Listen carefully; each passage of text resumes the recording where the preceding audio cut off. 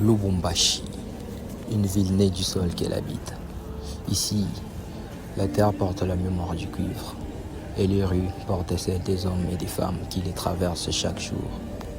Lubumbashi n'est pas seulement une ville minière, c'est une ville en mouvement, façonnée par le travail, par l'histoire coloniale, par les migrations et par les espoirs contemporains. Entre héritage industriel et vie quotidienne, Lubumbashi s'est construit, se transforme, résiste. Lubumbashi ne se raconte pas d'une seule voix. Elle s'est dit dans les rues, dans les marchés, dans les quartiers, dans les gestes du quotidien. Pour comprendre Lubumbashi, il faut écouter ceux qui l'habitent. Dans ce documentaire, nous avons choisi de nous taire pour laisser la parole à celles et ceux qui vivent la ville chaque jour. Personne ne connaît mieux une ville que ceux qui la vivent. Ici, nous n'expliquons pas Lubumbashi, nous l'écoutons. Je me présente aujourd'hui parce que j'ai une grande question, une grande préoccupation à poser aux constructeurs. Et maintenant, la question, notre plus grande question majeure, c'est qui construit la ville de Lubumbashi et pourquoi? Selon moi, la ville de Lubumbashi est construite par les techniciens. Parce que ce sont les techniciens qui travaillent. L'ingénieur conçoit les plans et les techniciens l'exécutent. L'ingénieur ne construit pas, ce sont les techniciens qui construisent. Et donc c'est eux qui construisent la ville de Lubumbashi. Le problème en est que ce ne sont pas seulement les ingénieurs qui construisent la ville de Lubumbashi. Il y a certains maçons qui peuvent se réunir entre eux et qui peuvent construire quelque chose de grand. Et on va se dire que ce sont des ingénieurs qui ont construit.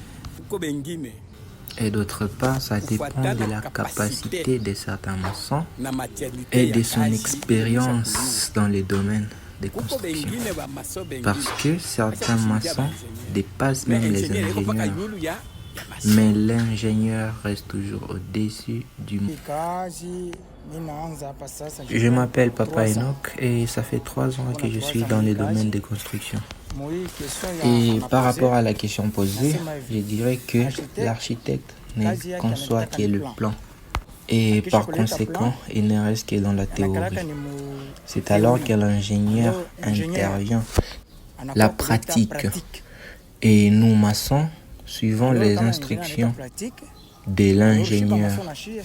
Parce que l'architecte est seulement dans la conception du plan et celui qui exécute, c'est l'ingénieur.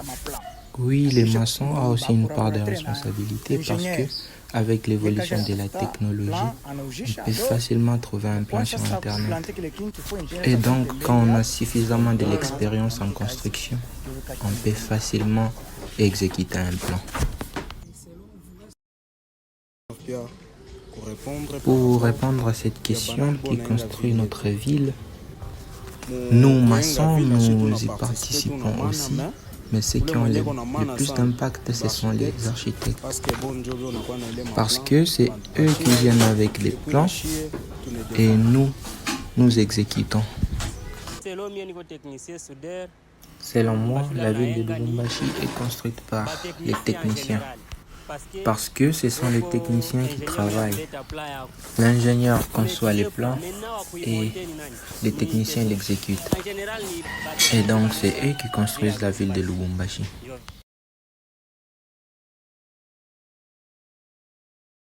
Je réponds au nom de Jojo Liluamba. Je suis du domaine de la construction, précisément ferrailleur. Ça fait déjà 3 ans et demi que je suis dans la métier en fait. Bon, dans mon expertise, depuis que je suis dans le domaine de construction, beaucoup plus, moi j'ai travaillé avec des Libanais. Les Libanais, bon, vu qu'ici dans la ville de Lubumbashi, c'est beaucoup de pourcentages de ceux qui construisent la ville de Lubumbashi, ceux qui sont dans les domaines de la construction, beaucoup plus ce sont des Libanais. Parce que moi j'ai seulement travaillé avec des Libanais. Bon, en vérité, en réalité, le mérite beaucoup plus est attribué aux ingénieurs et aux architectes. Parce que nous, dès qu'on finit comme ça, bon, On n'est pas pris comme des gens un peu lourds.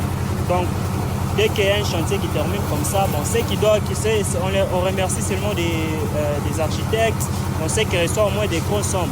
Mais nous, ce qui est un peu dans les niveaux bas, confrères, ça doit se donner à toute l'équipe.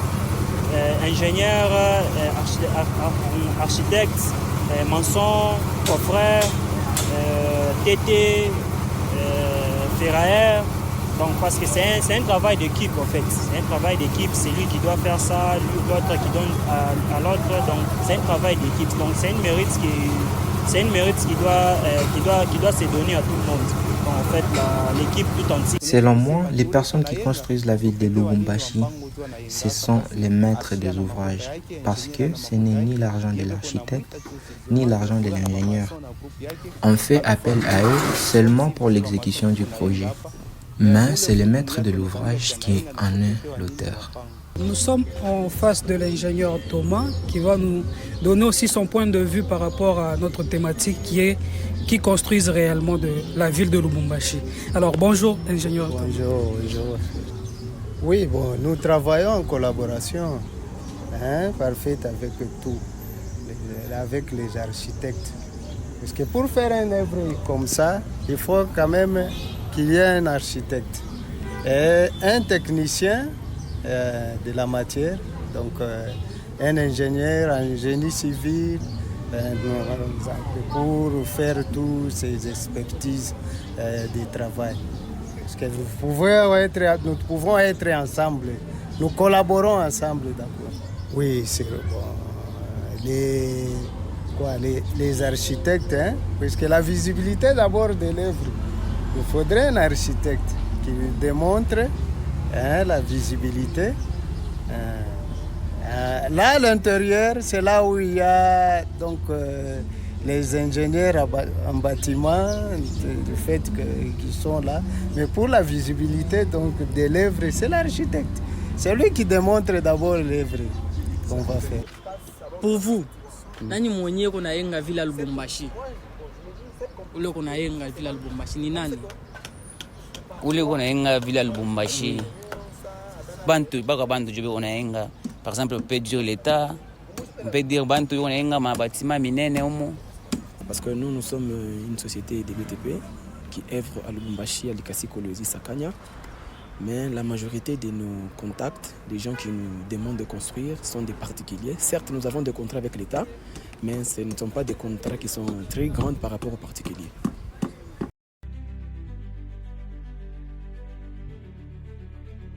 Ça fait un bout de temps, là, ça fait très long. Donc peut-être que les doyens ici au chantier, c'est moi. Okay. J'ai commencé au niveau des Safricas en 2009. Oui. Beaucoup d'ailleurs. Expliquer sur ce que c'est là.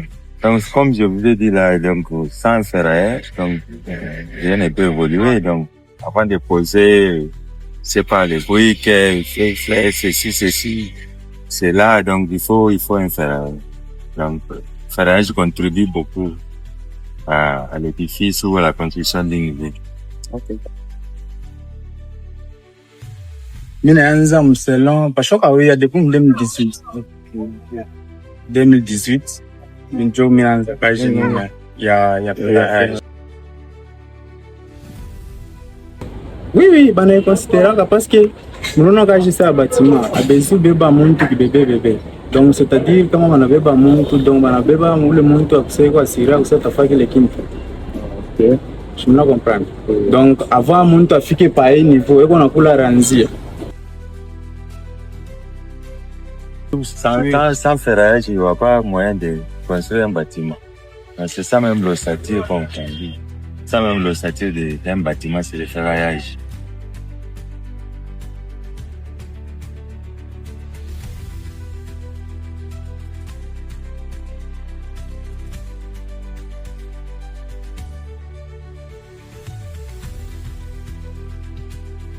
Bon, évidemment oui, parce que chacun a sa part donc, dans la construction.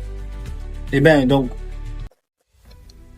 en partant donc, de la conception jusqu'à à la finition, chacun a sa part dans la construction. Comme l'architecte, il est là, il conçoit le plan de développement. L'ingénieur donc réalise, et c'est pas lui seulement qui réalise. Il va inviter quelques techniciens qui vont l'aider à réaliser son projet. Sur un bâtiment, il peut y avoir un ingénieur, 2 ingénieurs, mais autant de techniciens. C'est un travail d'équipe, comme on peut dire. Un ingénieur ne peut pas tout faire. C'est tout. Qu'est-ce que c'est le technicien? Alors, par exemple, on a technicien. Par exemple, on va ingénieur. Après, il vient, maintenant, après, la femme au biche. Mais la femme au biche, c'est mis ta voiture. Mais c'est mis ta voiture. Après, ça, la femme au biche, pas la voiture. Maintenant, après, tu as un risque. C'est ça. Comment la femme au biche, c'est ça? On a un technicien, on a femme au biche, un technicien. Mis ta voiture. Lubumbashi n'a pas été construite par quelques noms gravés dans les livres. Elle a été construite par des milliers de mains, par des vies entières consacrées au travail. Reconnaître ces bâtisseurs, c'est reconnaître l'âme de la ville, car une ville n'est pas seulement un espace, c'est une mémoire collective. Et Lubumbashi appartient à tous ceux qui l'ont construite.